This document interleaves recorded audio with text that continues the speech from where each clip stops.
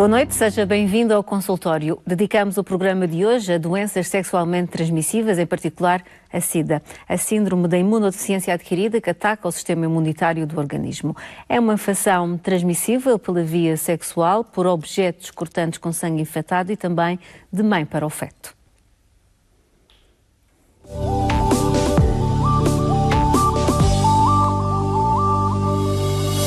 A SIDA, síndrome da imunodeficiência adquirida, é uma doença causada por um vírus, o vírus da imunodeficiência humana, o VIH, que ataca o sistema imunitário do organismo, destruindo a capacidade de defesa em relação a muitas doenças. Uma pessoa infectada pelo VIH pode não apresentar quaisquer sinais ou sintomas durante os primeiros anos da infecção.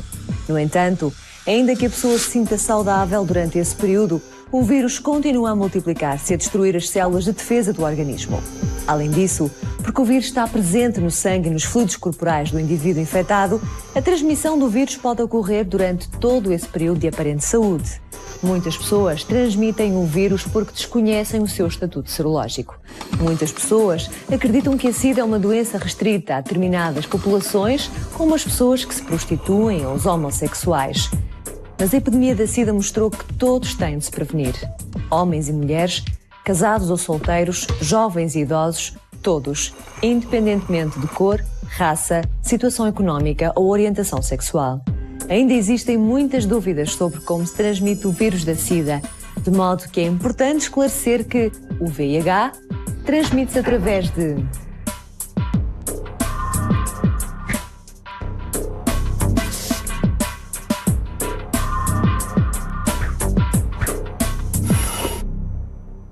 relações sexuais sem preservativo. Não se esqueça de usar sempre preservativo e de usá-lo corretamente.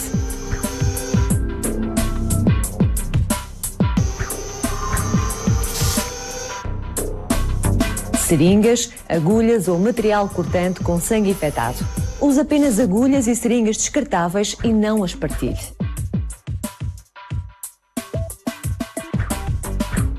Mãe e filho durante a gravidez, parto ou aleitamento.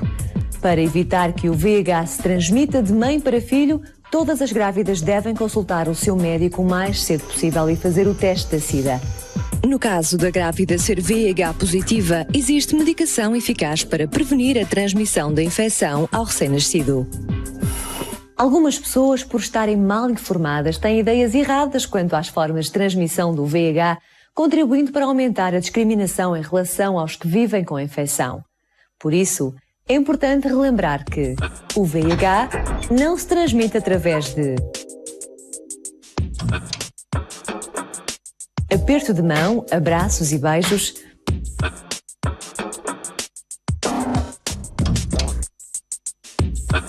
tosse ou espirros, partilha de pratos, talheres ou copos,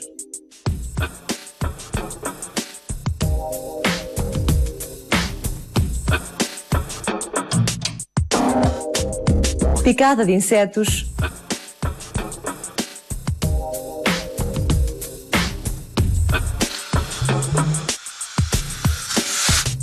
roupa,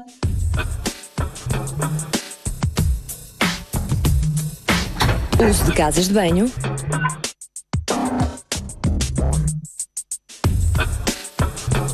e conversas ou contactos sociais.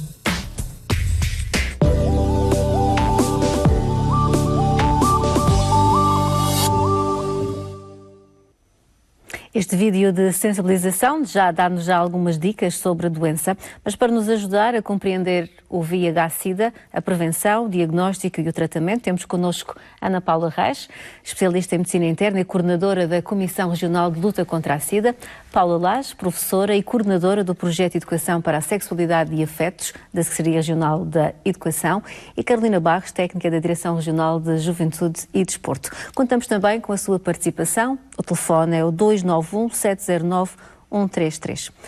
Doutora Ana Paula, eu começo por si, apesar deste vídeo já nos dar aqui uma boa série de dicas e esclarecimentos sobre a SIDA.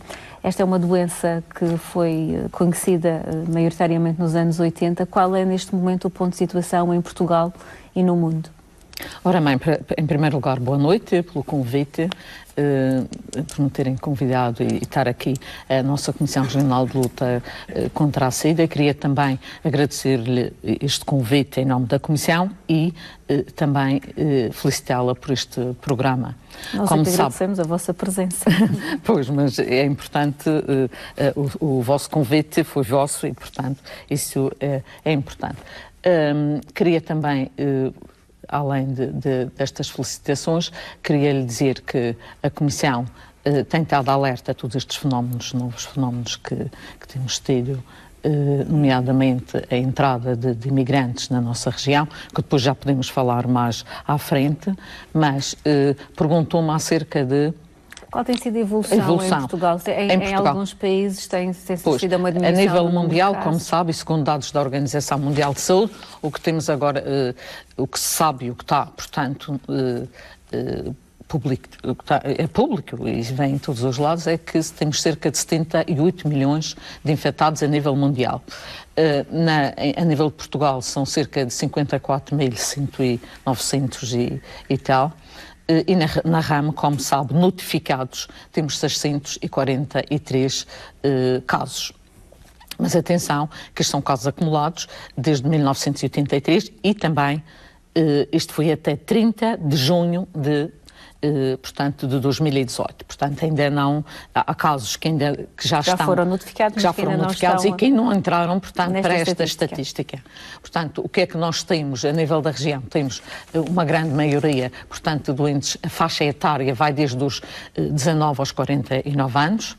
Temos a grande maioria sexo masculino, a grande incidência no sexo masculino, a distribuição por concelhos, é nos concelhos com maior densidade, portanto, populacional, nomeadamente Funchal, Câmara de Lobos e Santa Cruz e Machico, também temos em Machico, e relativamente ao tipo de vírus, é o vírus de tipo 1, como sabe, há dois tipos de vírus, este é o tipo 1, podemos falar mais à frente, e também relativamente ao número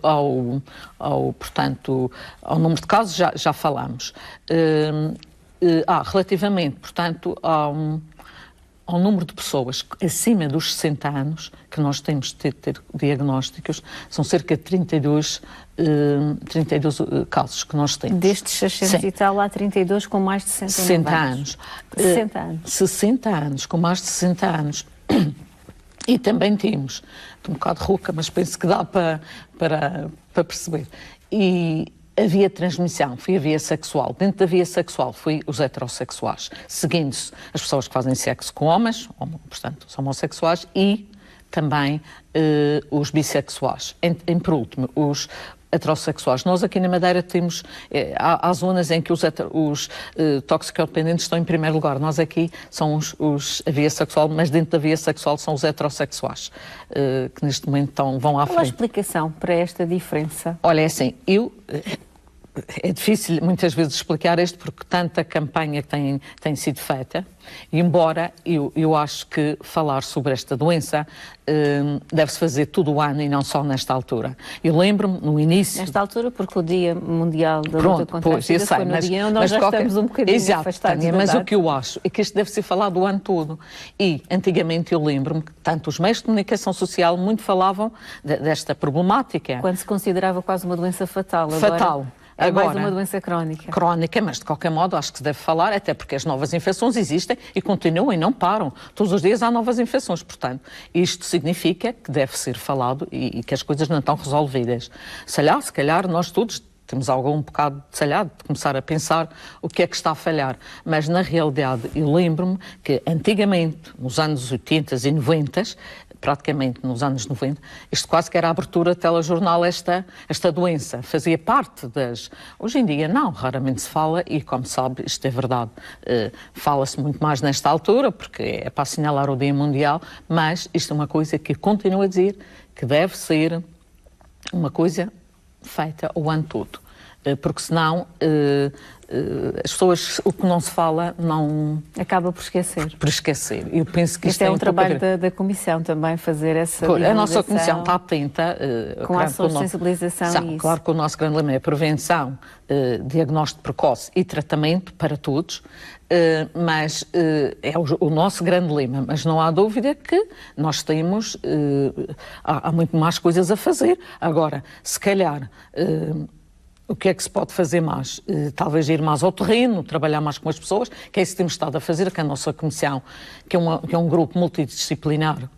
De várias áreas. Com várias áreas, a área da saúde com 2 médicos e 2 enfermeiros, a área da educação com 2 professoras, uma delas está aqui, a doutora Paula Lage, que faz parte e que é a coordenadora do programa ESA, que depois ela há de explicar com mais pormenor.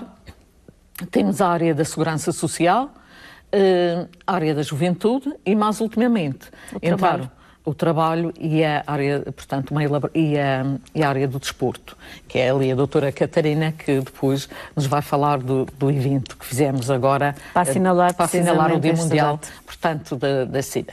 Nós temos já uma primeira chamada em linha. Muito boa noite, João Pinto. Boa noite. Olá, seja bem-vindo ao nosso programa. Perguntar à senhora doutora Paula Reis quando é que fazem uma análise aos restaurantes, aos hotéis, sobre a SIDA. Portanto, eu tenho conhecimento que há restaurantes, há pelo menos 2, que há 2 restaurantes no Funchal, um no lado do Eide e um no centro do Funchal, que os funcionários estão contaminados com SIDA. Agora eu pergunto, uma pessoa corta-se na cozinha, as tábuas e as facas vão para o lixo? Não. Vão contaminar as pessoas. Fora aquelas que são contaminadas sexualmente. Eu tenho conhecimento, eu fui contaminado num restaurante, portanto, eu desejava de saber quando é que o Serviço Nacional na região autónoma da Madeira passa a fazer um cartão ou um rastreio da SIDA nos restaurantes, hotéis, talhos, enfim, em todo o lugar, que é triste. E comprar um pedaço de carne ou comer um prato, uma salada ou qualquer coisa assim, e ser contaminado com a SIDA. Eu já vou saber para quando é que vão tomar medida. Vão ter uma grande surpresa. Especialmente João Pinto, deixe-me só interromper e perguntar-lhe como é que sabe que foi infectado num restaurante? Calma. Como é que sabe que foi infectado num restaurante? Como é que eu sei? Olha, pergunte à senhora doutora como é que foi infectado. Eu estou-lhe a perguntar a si, você que é o infectado. Exatamente, é por isso que têm que perguntar porque é que foi infectado num restaurante. A minha pergunta foi como é que sabe que foi lá? Como é que eu sei? Porque eu não tenho relações sexuais sem preservativo. Está bem, muito obrigada, João. Vamos tentar responder à sua pergunta aqui com a doutora Ana Paula Reis. Obrigada. Boa noite. Boa noite. Portanto, obrigada, Sr. João Pinto, pela sua pergunta, mas eu penso que, não sei se viu o vídeo, todas as vias de transmissão estão muito bem explicadas como é que se adquire a infecção. É por via sexual, por via sexual, com pessoas infectadas e desprotegidas, portanto, sem preservativo. Outra das vias de transmissão é o contacto com sangue direto com pessoas infectadas, mas tem que haver uma grande exposição de sangue e contacto com a pele da pessoa, e essa pele da pessoa tem que estar com lesões ou com feridas, para que haja um contacto direto. Depois de lavados os materiais... Depois de lavados, o material não tem problemas. Também, através dos talheres e da comida, muito dificilmente não se transmite. Aliás, o vídeo foi muito esclarecedor. Por isso, de qualquer modo, todos os restaurantes têm a medicina do trabalho, que lhe fazem análises e que é obrigatório, e que depois isso são enviados, portanto, para as pessoas, e se alguma das pessoas tiverem um resultado positivo para este vírus, será enviado, referenciado a uma consulta. Agora, só pela comida e só pelos talheres, ou pelo contacto, pelo aperto de mão, pelo espirro, pela picada de insecto não se transmite a doença. A doença é transmitida pelas vias que acabamos de falar. Sexual, desprotegida, contacto com sangue, utilização de seringas portanto, lâminas de barbear contaminadas, com sangue contaminado de uma pessoa infectada, e agulhas, material de piercing que não esteja bem esterilizado. Hoje em dia é difícil, é tudo esterilizado, pode-se fazer muito bem tatuagens, que não há problema. E estas são as principais vias, ou a transmissão vertical, mãe-filho, onde durante a gravidez, parto ou aleitamento. São as principais vias de transmissão. Ainda existe, além deste desconhecimento das formas de transmissão, também um pouco o estigma. O estigma e a discriminação são preocupantes. Se eu sei que algum doente no trabalho pode ser discriminado ou afastado por isto, eu realmente não deixo, quer dizer, só se eu não puder. Eu acho que é complicado. Não se pode, de maneira nenhuma, eliminar ou estigmatizar uma pessoa que esteja infectada, que isto é uma doença como as outras coisas, como outra qualquer. O problema é que, neste momento, não temos cura, só temos tratamento. As doenças se transmitem de uma forma muito mais fácil e volátil do que a SIDA. Por exemplo, a hepatite B é muito mais virulenta, é muito mais fácil a transmissão. Porquê é que não se fala tanto dela quando se fala de transmissão? Porque as pessoas têm mais medo a hepatite B neste momento, hepatite, a hepatite B neste momento tem vacina. Há uma vacina. Pronto. O HIV não tem vacina. Porquê que se fala de SIDA? Para já porque é um problema grave de saúde pública. Que pode-se passar a transmissão. Por outro lado, não há cura. Não há vacina. Os fármacos que a tratam são extremamente dispendiosos, não é? É preciso, a prevenção é a única arma que nós temos e isso é fundamental. Para as pessoas têm que se prevenir e têm que conhecer os comportamentos de risco para se poderem prevenir. Porque se não se conhece como é que se transmite diretamente as coisas, claro que não é tão fácil de depois se prevenir. A Paula Lage trabalha com as crianças e os jovens neste projeto de Educação para a Sexualidade e Afetos, que é se calhar aí que começa de facto a prevenção e a saúde ligada à educação. Que trabalho é esse que é feito, em que idades maioritariamente? Sem dúvida, a saúde e a educação têm que estar unidas e a saúde precisa da educação. E a educação também, por sua vez, precisa do apoio da saúde neste trabalho. E a educação pretende ser parte da solução, não é? Desta questão, como de outras que podem ser prevenidas. Nós, com o nosso projeto de Educação para a Sexualidade e Afetos, mais conhecido por Projeto ESA, já trabalhamos há cerca de 12 anos nas escolas. É um projeto dirigido preferencialmente, essencialmente, do 5º ao 9º ano. Tem um trabalho continuado, sistemático, e pretende-se assegurar a que todos os meninos e meninas tenham um mínimo de 10 sessões de 45 minutos por ano de trabalho de várias temáticas. É importante esclarecermos que o projeto ESA não existe só por causa da prevenção do VIH e das infecções sexualmente transmissíveis. É um projeto que tem vários objetivos. Passa também pela prevenção da gravidez na adolescência, passa pela prevenção de abusos sexuais, pelo trabalho da não discriminação, a questão do estigma que é tão importante, não é? Um bom esclarecimento e o combate ao estigma e à discriminação, e passa também pela prevenção da violência no namoro, que também é uma questão que nos preocupa muito, como o trabalho da igualdade entre homens e mulheres, rapazes e raparigas, em termos de oportunidades e de vida futura. E por isso é um trabalho que exige o treino de muitas competências.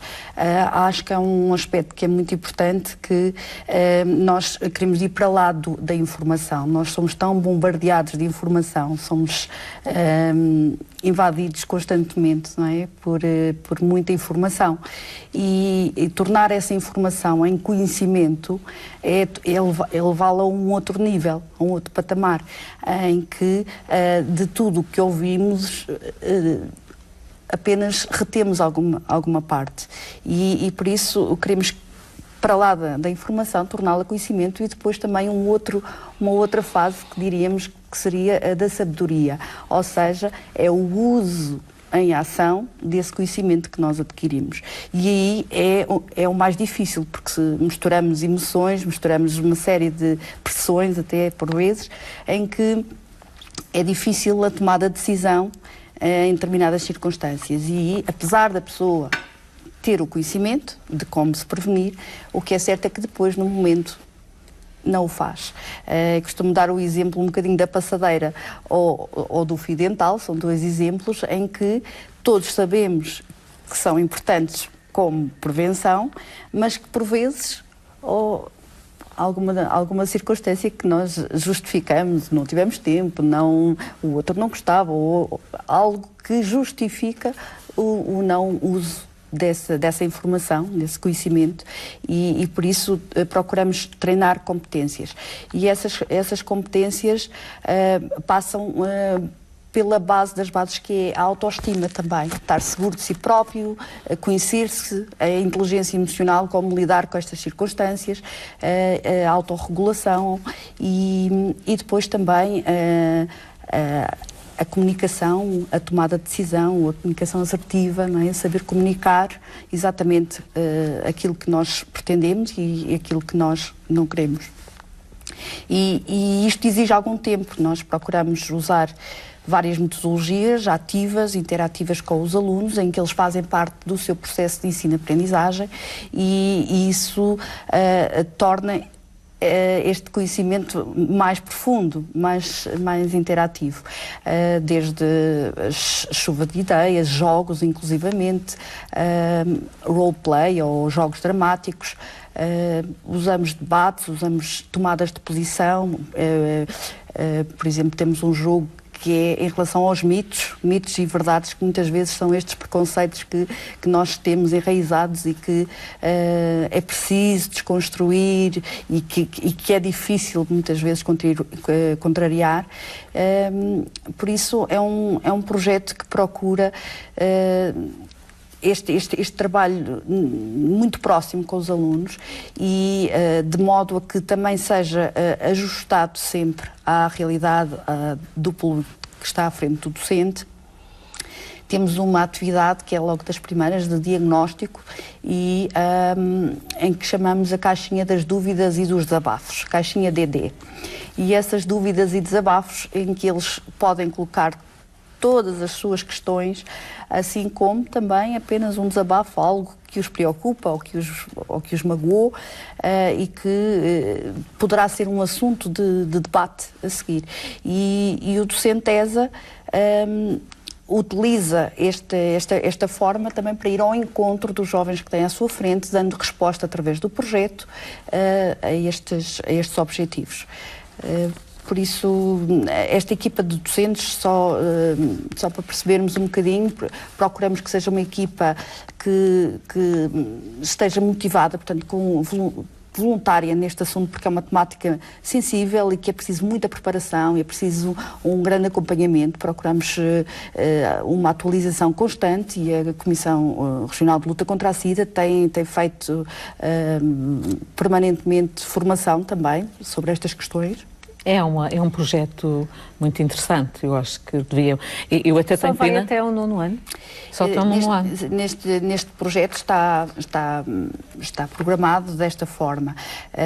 Temos também estado a intervir de uma forma diferente, também a preparar docentes a nível do primeiro ciclo e do pré-escolar, incutindo hábitos de vida saudáveis, portanto, comportamentos saudáveis, desde as questões da higiene, que já falei um bocadinho, mas este bem precioso que é a saúde, que todos nós... Não seria benéfico estender o projeto ao ensino secundário? Sim. Que é basicamente a idade da experimentação de quase tudo. Sim, nós temos procurado, o secundário tem algumas dificuldades em termos de espaço e de tempo, por vezes. É uma outra lógica, por vezes. Já às vezes o sentimos no segundo e no terceiro ciclo. Não estamos em todas as escolas, não estamos a abranger todos os alunos e todas as alunas.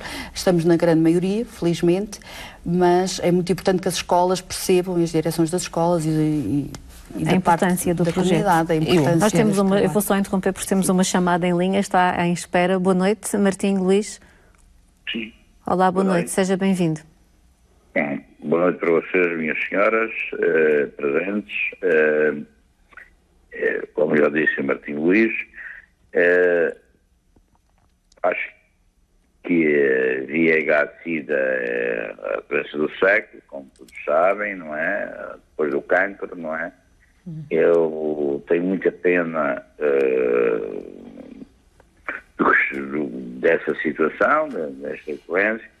No entanto, não vou colocar questão, também não me compete também colocar a questão, mas apenas para dizer que isto também vem e é decorrente desta situação da liberdade dos partidos de esquerda e esses... Pronto, eu acho que toda a problemática ligada, digamos assim, à liberdade política, e isto tem permitido muita coisa desse sentido. Eu vivi fora, vivi no Brasil há alguns anos, já se falava isso nos anos 70 e agora aqui a Madeira começa a falar agora dessa situação. Não propriamente, não propriamente. Pois bem, não propriamente, mas pronto. Mas, já aqui dissemos nos anos 80 e 90 falou-se muito mais do que atualmente. Certo, acredito, sim senhora, muito obrigado pelo esclarecimento, mas eu acho que o incentivo vem pelas práticas políticas vigentes da liberdade política. Se tiver a liberdade política, naturalmente também acredito que uma liberdade sexual, essas coisas todas. Eu só conheci uma namorada aos 20, 21 anos, agora com 14 anos já se faz amor, já se faz essas coisas todas. Pronto, é só para dizer que as proteções, como aqui a senhora doutora ou as senhoras que estão presentes dizem bem, as proteções sexuais não são feitas. Agora é o cão com o cão, com a gata com o gato, o homem com o homem, mulher com mulher, é o neto com a neta. Acho que já percebemos a sua intenção, Martinho, acho que já percebemos. Na minha opinião, viram a cachorrada, desculpe como é a expressão. Martinho, já percebemos aonde pretende chegar. Obrigada pela sua intervenção. Muito boa noite. Muito obrigado, cumprimento pelos senhores. E como terá ouvido, continua a ser os heterossexuais o maior número de pessoas contagiadas, pelo menos aqui na região. Mas eu ainda volto. Aliás, acabámos por não aprofundar essa ideia, que é exatamente saber o porquê dessa situação. O porquê de haver mais heterossexuais contaminados do que, por exemplo, no resto do país? Não, o resto do país. Resto do mundo. No mundo não será bem assim. Não, também. O que eu digo é que há mais a parte heterossexual dentro da via sexual, mas também nas outras partes do país também existe. Aqui está em primeiro lugar, já tivemos os homossexuais. Pois, mas os homossexuais tomaram. Qual é a alteração? O que é que aconteceu para que eu acho que na altura diferente? os homossexuais, desde no início aqui, a nossa população infectada. Porque nos anos 80 e 90 havia grupo de risco. Porque eles tomaram cuidado, eles agruparam-se e não há dúvida que fizeram prevenção e tomaram os devidos cuidados. E hoje em dia... Os heterossexuais são mais promíscuos, é isso? Neste momento, nem têm os devidos cuidados. Nem tenho dúvidas. Porque isto é preocupante. é muito mais preocupante, percebe? Enquanto estava limitado ali mais a um grupo, neste momento, temos os heterossexuais em primeiro lugar, dentro da transmissão sexual, claro. Isto é um problema que penso que vamos ter que insistir na prevenção e sensibilização, informação das pessoas. As vias de transmissão, os comportamentos, o estudo dos comportamentos, o saber as vias de transmissão e conhecer os comportamentos de risco são fundamentais para podermos prevenir. E usá-los, como dizia a Paula. Pois, lá só saber e não usar é melhor que nada. Isso então não tem nada a ver. Mas eu fiquei há pouco com uma conversa, isto por causa do programa ESA, que para mim, eu sinto-me, eu acho que é um programa excelente, que devia de ser quase que obrigatório para todas as escolas. Devia de se estender a todas as escolas. Eu acho que isto é fundamental para os jovens e elas têm feito um bom trabalho. Eu tenho um grande orgulho nesta equipa, nesta Comissão Regional de Luta contra a SIDA, porque eles realmente são dinâmicos, todos têm uma parte e que todos juntos conseguimos ir a bom porto. Tentar perceber o trabalho do desporto da Direção Regional de Juventude do Desporto, que entrou por último aqui. E que já fez um belíssimo trabalho. Comissão. E o que é que tem feito? Qual é o vosso papel dentro da Comissão? Boa noite, obrigada. Desde que nós entramos, nós trabalhamos muito em colaboração. Aliás, nós reunimos duas vezes por mês, em média, às vezes extraordinariamente quando é necessário. Trabalhamos muito em equipa. Nós somos muito requisitados para ações de sensibilização. Estava aqui em eventos desportivos, por exemplo? Eventos desportivos vai começar cada vez mais, principalmente com estas parcerias que nós fizemos este ano. Só que eu queria deixar só aqui um apontamento. Nós temos recebido, desde há 3 anos para cá, se não me engano, de escolas do ensino secundário, como falou-se do ensino secundário, pedidos para nós irmos à escola fazer ações de sensibilização junto das turmas, principalmente dos finalistas, por causa da questão das viagens de finalistas, exatamente. E temos estado presentes nessas escolas que têm-nos solicitado. Portanto, ao longo do ano, sempre que nos solicitam, estamos sempre presentes e dividimos o trabalho pelos membros da Comissão. Nós temos sempre assinalado o Dia Mundial contra a SIDA.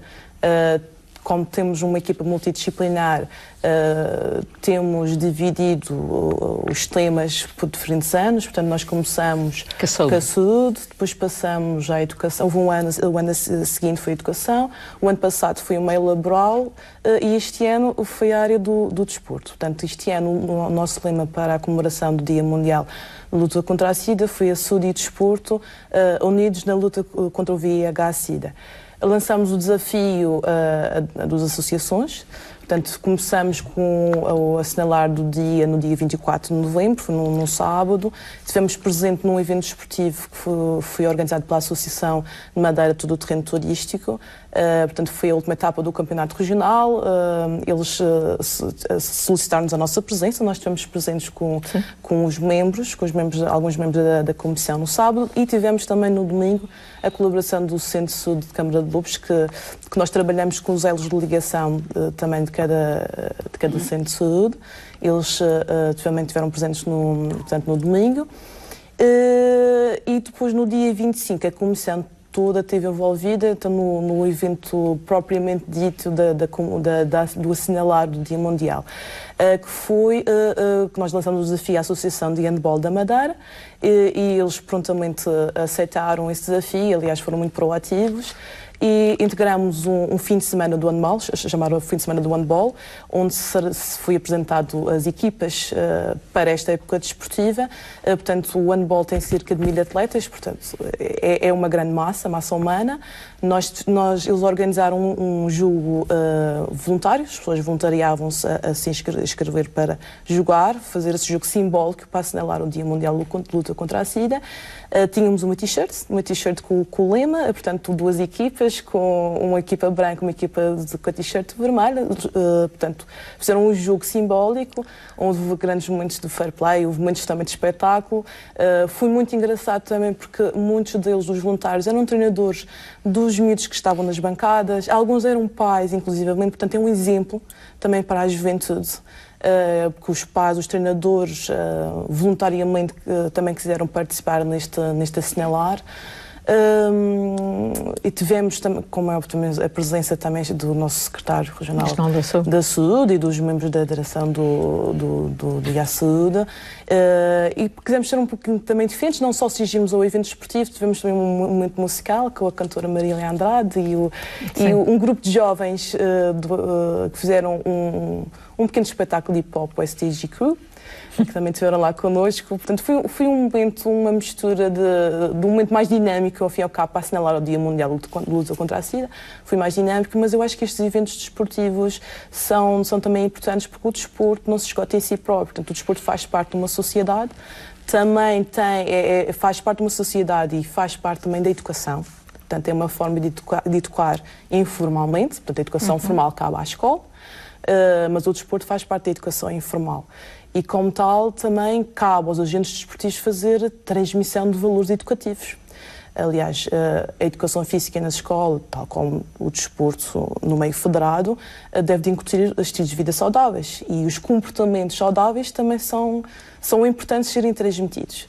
E nós, provavelmente, para o ano, já temos alguns convites informais para estar presentes em mais eventos desportivos. Portanto, foram parcerias bem-sucedidas. Isso é o que se quer para dar frutos no futuro. A doutora Carolina falava aí das parcerias com alguns centros de saúde.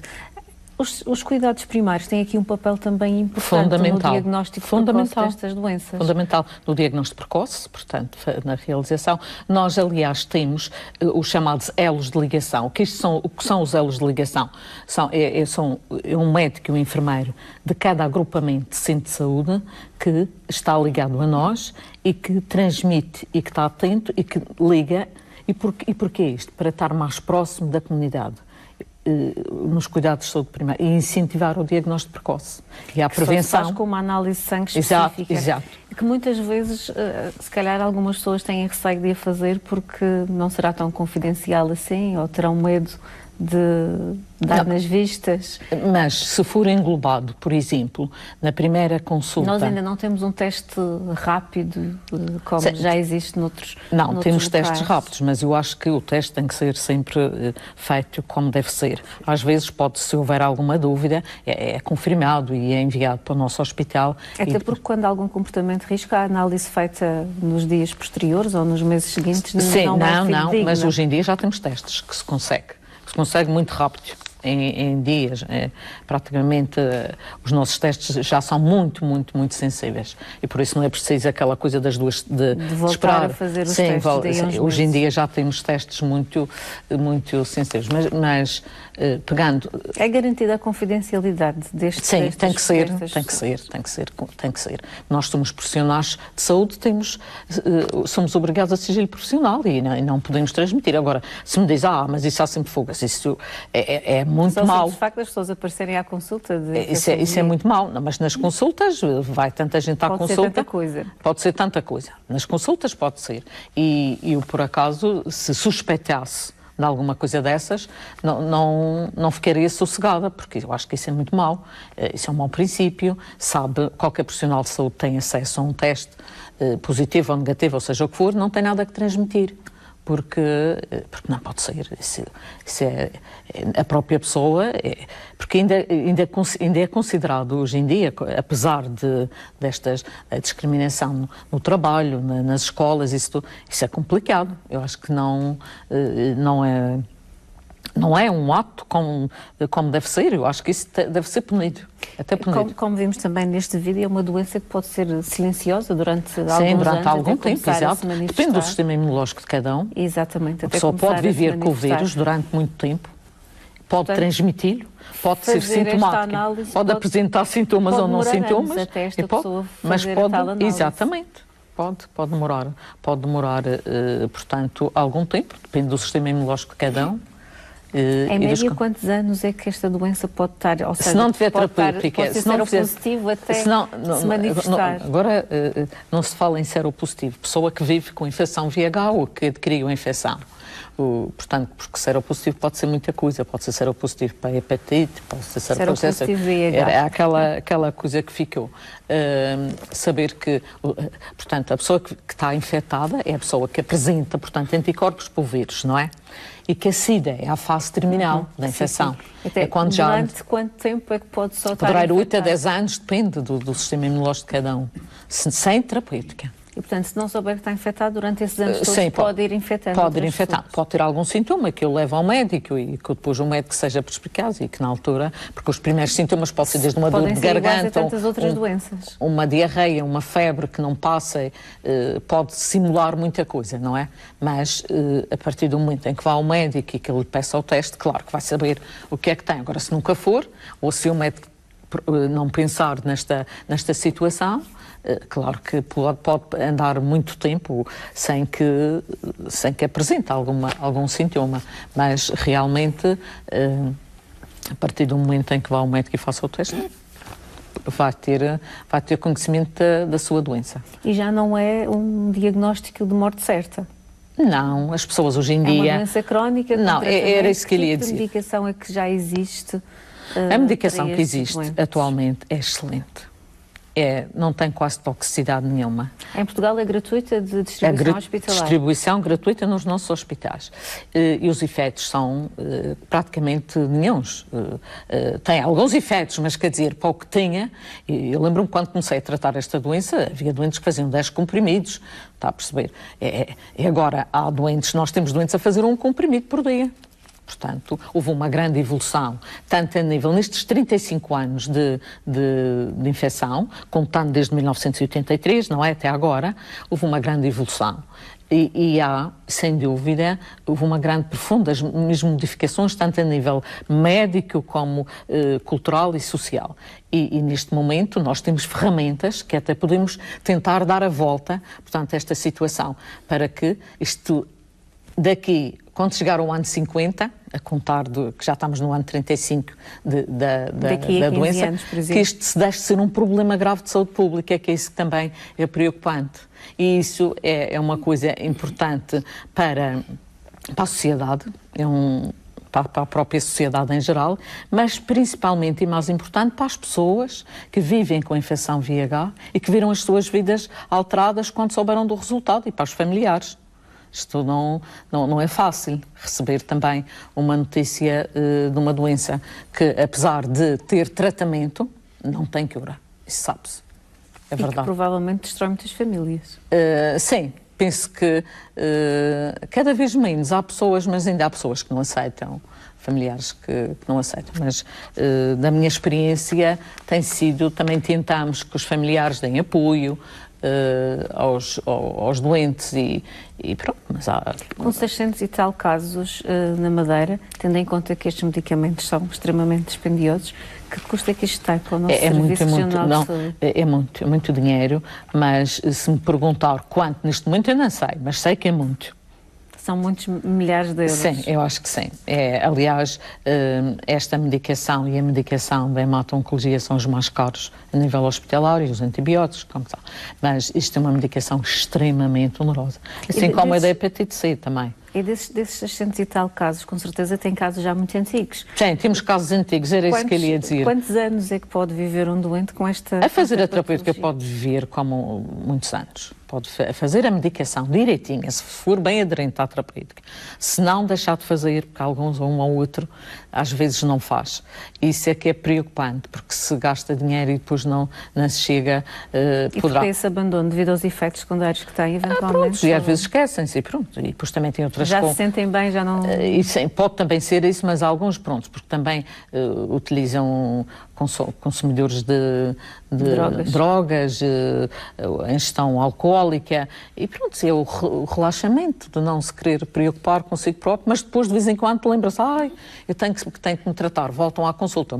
Alguns abandonam a consulta, mas depois voltam. É feito algum trabalho de base com esses toxicodependentes, por exemplo, e com o caso do álcool, para que também essa parte nós temos se torne apoio, mais saudável? aliás, nós temos a consulta no hospital, a consulta de infecção VIH e imunodeficiência humana, temos o apoio de um psiquiatra, do psicólogo, de uma nutricionista, é uma equipa multidisciplinar e dos infecciólogos, e portanto, que também faço é outra colega. Somos só duas aqui a trabalhar nesta área, que não é fácil. Mas temos o apoio destas especialidades. Agora, é uma situação, muitas vezes, há doentes que são excepcionais, que fazem tudo direitinho, cumprem a terapêutica, nunca se esquecem, vão às consultas. E temos outros, prontos, que às vezes não aderem à terapêutica e às vezes ausentam-se durante alguns tempos das consultas. Paula, qual é a maior dificuldade em chegar às escolas e às crianças? É fácil chegar também aos pais destas crianças e jovens, ou esse trabalho não é da vossa competência, do vosso raio de ação? Uma das dificuldades às vezes é até um mito, é que falar das questões, ou a questão da educação sexual, é estimular algo. Quando todos os estudos, a nível mundial inclusivamente, apontam exatamente o contrário. Portanto, quando há uma discussão aberta, de forma estruturada, científica, sobre estas questões da sexualidade, estando mais informados, adiam inclusivamente o início da atividade sexual, que há pouco foi aqui referenciada. Mais bem informados, leva a melhores decisões, e isto é muito importante. Já agora, um pequeno apontamento: é preciso respeitar a diversidade e até celebrá-la. É isso que nos torna todos sociedade mais rica. É importante que cada pessoa assuma a responsabilidade dos seus comportamentos e que se proteja. Esta é a tónica. Agora, não podemos ter juízos de valor sobre o percurso, o caminho de cada um, e isto é importante também deixar e sublinhar. Por isso, primeiro começa um bocadinho por isto, a importância da escola estar aberta a um trabalho sério nestas questões e continuado.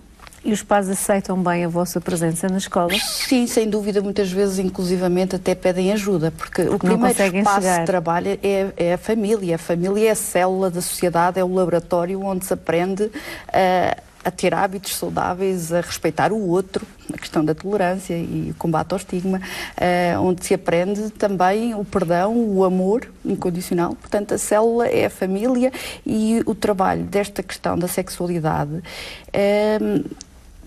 começa, e é importantíssimo que aconteça no seio da família. Agora, por vezes, tivemos pais encarregados de educação a dizerem: mas o meu filho ou a minha filha não querem falar comigo sobre isto. Por vezes acontece, não é? Por vezes isto acontece. Ou pode acontecer também que se remeta à questão do preservativo. Como dizia o Dr. Kamal Mansinho, trata-se muito mais de tudo o resto da questão da educação sexual do que apenas e só a questão do preservativo. Essa também é uma questão, mas temos que trabalhar tudo o que está a montante e que estrutura toda a decisão em relação aos comportamentos de risco. Por isso é importante a escola complementar este trabalho da família, e por vezes os nossos professores ESA, que estão nas mais variadas escolas da região, também fazem esta intervenção com a comunidade, e nós, coordenação, eu e a minha colega Fernanda, também já fizemos muitas intervenções para encarregados de educação e toda a comunidade educativa das escolas, auxiliares da ação educativa e outros docentes. Por isso, esse trabalho é feito. Nós temos um lema que é muito importante, que é: nunca é cedo para prevenir e nunca é tarde para mudar comportamentos. Portanto, estamos sempre a tempo de trabalhar a prevenção, e também é mais fácil prevenir comportamentos de risco do que alterá-los depois de já estarem enraizados em situ e instalados, não é? Isto é fácil de compreendermos, por isso estes hábitos saudáveis e esta ideia de que a nossa saúde depende em muita parte de nós, está na nossa mão. Podermos protegê-la como um bem precioso, como um tesouro que pertence a cada um e que cada um tem que cuidar, tem que preservar. E como dizíamos há pouco, é um hábito como o repouso, como o exercício físico que falávamos há bocadinho, como a higiene oral, é um hábito de saúde, termos cuidado com as nossas decisões e prevenirmos sempre. Temos outra chamada em linha. Boa noite, David Almada. Sim, boa noite. Olá, muito bem-vindo ao programa. Estamos a ouvir. Sim. Eu sou um homossexual há muito tempo. David, vou-lhe pedir, antes de mais nada, antes de continuarmos, vou-lhe pedir para baixar o som do seu televisor aí em casa. Está bem, obrigado. Porque senão não conseguimos conversar. Assim. Está bem, ok. Já está? Espera. Pronto, já está. Pronto, senão não o conseguimos ouvir. Assim já estamos bem. Pronto. Boa noite a todas. Olá. Eu sou homossexual. Já tenho 45 anos. Eu faço as minhas análises de hepatite B, hepatite C, A, B. E eu sou da HIV1, HIV2. E da hepatite B, hepatite C, do câncer, tudo. E as minhas análises não coisa nada. E eu, graças a Deus, não ando com ninguém. E eu gostava de falar que essa doutora está aí para identificar aqui. Essa doutora está boa? Ela deve me conhecer. Olá. Diga. Eu que sou David Fernando Almada. Quer dizer, eu sou homossexual já partindo dos 9 anos. Mas graças a Deus, a minha médica, eu faço as minhas análises todos os anos, da HIV1, HIV2, da hepatite C, hepatite A, hepatite B, dessas coisas. Eu não tenho nada disso, graças a Deus. Significa que tem comportamentos cuidados, é isso, David? Sim. Muito bem. E não tenho mais feito com o sexo com ninguém. Eu gostava de ver algumas respostas dessa doutora, porque ela é boa redatora. Muito obrigada, David. Muito obrigada, boa noite. Boa noite a todos. Boa noite. Boa noite. Pronto. Não, este é um homem protegido, prevenido e que sabe o que faz, sabe-se cuidar, não é? Se tem tudo bem, tudo negativo, provavelmente tem feito ocupado e sabe e é informado sobre as vias de transmissão que acabamos de falar. Portanto, acho que isto é importante. Seria bom que toda a gente fosse assim. Seria bom que toda a gente fosse ali, como o David. Seria o ideal, claro. O ideal.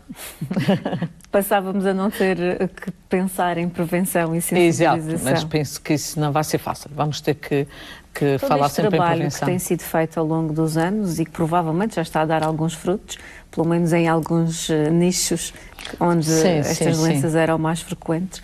Daqui a quantos anos é que podemos esperar que estas camadas mais jovens que estão a ser educadas agora para estas questões passem de facto a ter comportamentos saudáveis e seguros, não é? E seguros. O que eu acho é que...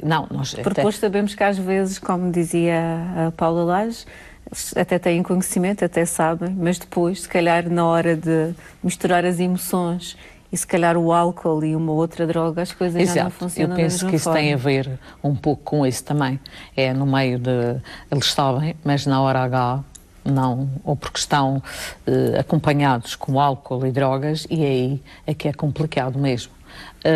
Perguntam-me quantos anos. Eu gostaria, olha, a nível mundial o que se pretende e europeu é que em 2020 2020 é daqui a um ano. Sim, isto não, claro, mas há estratégias e há projetos nesse sentido da eliminação desta epidemia de infecção VIH de 2020, 2030. Claro que estão a ser tomadas algumas providências, como, por exemplo, agora dizer que certo que é em 2020 é um bocadinho, pronto, é difícil. Isso depende também, é isso que eu digo, depende dos comportamentos e da maneira como estas pessoas vivem o dia a dia. E muitas vezes não é que não estejam informados, porque, por exemplo, já começa nas escolas e, como a Paula acabou de dizer, esta informação toda, como sabe, mas depois... Procuramos transmitir. Transmite-se, mas na hora cá. Carolina, nessas ações que são convidados nas escolas, sobretudo por causa das viagens de finalistas, o que é que vocês transmitem a estes jovens? Paula, talvez estejas mais por dentro, porque normalmente nós vários membros acompanham estas ações de sensibilização. Ultimamente tem sido mais a Paula a fazer estas ações também juntamente com o ensino secundário. O projeto ESA tem uma bagagem a nível da escola e os conteúdos os conteúdos para o quinto e nono ano serão, de certeza, diferentes. Adaptados exatamente. Acho que sim. O que é que vocês transmitem a estes jovens antes de eles irem de viagem de finalistas, por exemplo? Sim, que é quase um momento de... A doutora Catarina já fez referência, nós já fomos mais do que um ano, inclusivamente às escolas, como a Francisco Franco, a Jaime Muniz, já fomos à Colheita, ao Porto Santo, inclusivamente, tanto para a escola como para a comunidade. Temos estas ações que procuramos sempre alertar, assim como assinalamos o Dia Internacional do Preservativo. Para muitos desses jovens é a primeira vez, se calhar, que vão estar uma semana longe do olhar dos pais e dos familiares. Sim. Nós procuramos, acima de tudo, incutir este sentido de responsabilidade individual. Portanto, isto é um problema de todos, mas é da responsabilidade de cada um proteger-se. E não podemos baixar a guarda, porque a questão do álcool, como falámos, e outras dependências que fazem-nos, por vezes, baixar a guarda. E isto é uma questão que é importante tomarmos consciência, porque também essa é uma decisão pessoal. E cada um deve ter esta responsabilidade de se proteger, de viver a sua sexualidade, que esta energia que nasce e morre connosco e que nos acompanha ao longo de toda a vida. E, portanto, nesta fase da adolescência há um sentido de desafio, por vezes, e de procura, de curiosidade, de experimentação. E que é normal, e que é vivida muitas vezes de uma forma um pouco, por vezes, com pressa ou com pressões. E isto é uma das tónicas que colocamos, portanto, é uma vivência sem pressa e sem pressões. Uma decisão pensada, refletida e pessoal, que cada um deve ter. E, por isso, deve prevenir-se quando achar que é o seu momento, que está preparado, que tem maturidade, que tem responsabilidade. Até costumamos dizer, não há idade certa, mas há a idade errada, que é ter esta maturidade de ter a responsabilidade de nunca pôr a sua saúde em risco, seja de que forma for. É a questão da sexualidade. Procuramos que realmente tomem esta consciência. Também enquadrar a questão dos afetos, portanto, uma sexualidade enquadrada e uma vivência feliz, gratificante e segura, acima de tudo. Por isso, procuramos trabalhar um bocadinho nesta questão. Claro que procurando também informar muito bem as vias de transmissão que já aqui foram focadas e a forma como não se transmite. Portanto, o respeito pelo outro, pela sua diferença e nunca...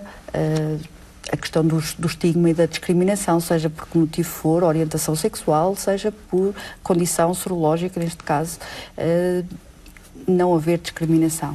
E portanto, este sublinhar do consentimento, de ser algo que cada um decide de forma livre e depois também segura. Temos outra chamada em linha, Sílvia Barros. Muito boa noite, seja bem-vinda. Boa noite. Olá. Olá. Eu estou a fazer a chamada para, no sentido de reforçar um bocadinho aquilo que a doutora Paula Laje está a referir. Portanto, sou professora que pedi para trabalhar o projeto ESA na escola, portanto, motivada, e venho reforçar que é um dos projetos que maior prazer me dá trabalhar com os alunos, no sentido em que no segundo ciclo trabalhamos mais para o conhecimento do corpo, o respeito do corpo do outro, os afetos, enfim, entre outras temáticas mais simples, e vamos trabalhando cada ano que se vai seguindo com maior intensidade. E esta prevenção dos comportamentos de risco é essencial de ser trabalhada na escola, que é um complemento da família, mas tendo em conta que muitas famílias não têm a vontade para trabalhar esta temática ainda nas suas casas. Portanto, notamos, como a doutora Paula disse, que há alunos que aproveitam, bebem todo o sumo dos debates que são feitos nas aulas, das questões, dos esclarecimentos das dúvidas, das caixinhas. Portanto, notamos que são momentos únicos que eles têm de refletir sobre estes assuntos.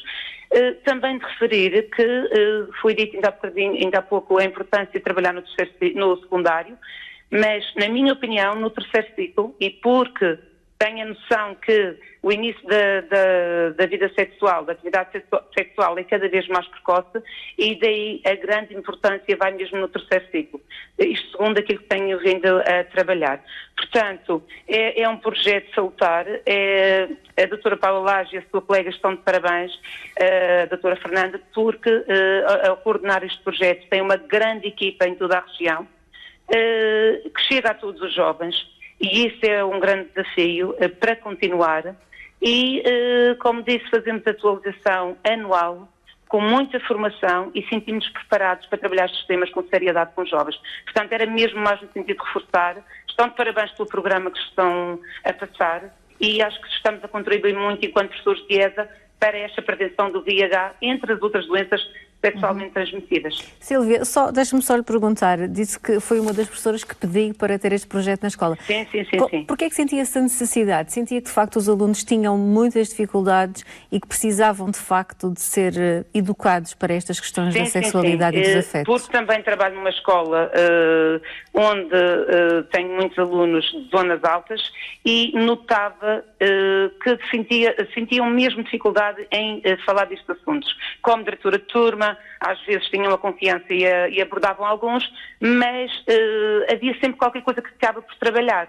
Daí fazer a formação, já fiz há muitos anos, e pedir sempre, quando faço a nível do horário, pedir sempre que me seja atribuído este projeto. É com muito gosto que trabalho mesmo. Gosto da relação que se cria com os alunos, gosto da confiança que eles sentem em nós. Portanto, sinto-me mesmo motivada para trabalhar este tema com os mesmos. Muito obrigada pelo seu testemunho, Sílvia. Muito boa noite. Obrigadíssima. A todos, então, aí na mesa. Obrigada. Muito obrigada. É muito importante e realmente muito grata pela doutora Sílvia ter ligado.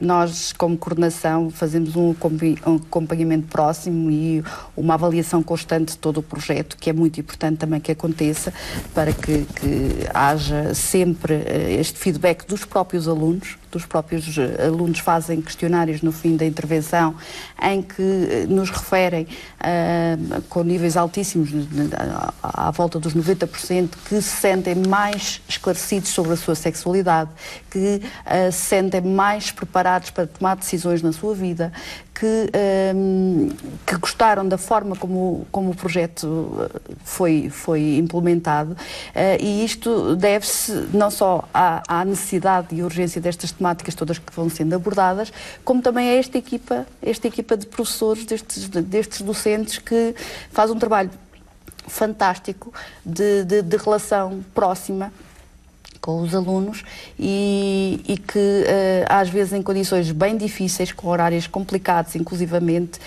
ainda muito trabalho voluntariado, por amor à camisola, um bocadinho às vezes saem da sua zona de conforto para poderem estar a implementar este projeto que acaba por criar também depois este retorno da satisfação dos alunos e deste agradecimento que, quando tem o projeto, manifestam, e isso é muito, muito importante. Paula, estamos praticamente no final do programa. Vou começar por si, que está a falar. Que mensagem, que conselho é que pode deixar de forma a... Eu acho que é muito importante nós reforçarmos a ideia de que realmente é preciso trabalharmos em várias frentes e de diferentes formas para que possamos chegar a toda a população, não é só a questão dos jovens, é todas as frentes, todas as áreas, inclusivamente que estão na Comissão, mas deixa aqui este apontamento que a própria Unicef fala em que cerca de 360 mil adolescentes vão morrer de SIDA ou doenças relacionadas até 2030, o que dá cerca de 76 mortes por dia de jovens abaixo dos 19 anos a morrerem por causa desta infecção. E isto em todo o mundo, são valores globais, de qualquer das formas são uma preocupação muito grande. É muita gente. É muita gente e a prevenção, o prevenir sempre. É a única forma de diagnosticar cedo de também. Lutar contra a SIDA, de facto. E tratar todos, exatamente. Carolina. Eu estava aqui a ouvir as palavras da minha colega e estava-me a lembrar do conselho que o meu pai sempre me deu desde pequena, que eu acho que é importante, que é liberdade com responsabilidade. Portanto, nós temos liberdade, cada vez mais liberdade, mas temos de ser responsáveis da forma como estamos na sociedade.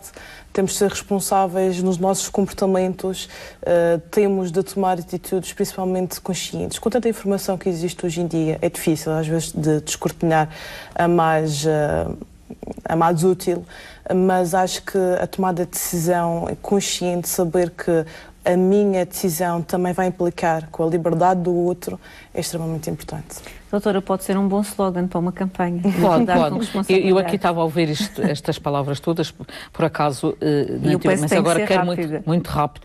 Queria dizer que gostei muito do que a doutora Silvia disse, porque isto é um projeto que eu, desde o início, muito apoiei e acho que vai ter pernas para andar e acho que devia de ser obrigatório nas escolas, mas nós não podemos obrigar, portanto, cada Conselho de Administração da escola é que decide se vai querer. Eu espero que depois da exposição do projeto, que haja mais escolas. Haja uma chuva de pedidos para elas poderem... Vão ser poucas as duas professoras. Pois, mas são poucas, mas depois... 31 na região. Sim, mas duas coordenadoras do projeto. Pronto, e queria, a minha mensagem era que deixasse de haver discriminação em todo o lado sobre esta doença, tanto no trabalho como nas escolas, em todo o lado, e que todos os doentes que iniciem a sua medicação, que cumpram, que façam uma adesão correta à terapêutica, para que possam estar bem e viver bem com uma qualidade de vida. É isto o mais importante. Muito obrigada às três pela vossa presença e continuação de um bom trabalho em prol de todos. Nós voltamos no próximo ano. Ficam aqui os nossos votos de umas festas felizes e um bom ano novo. Até para o ano.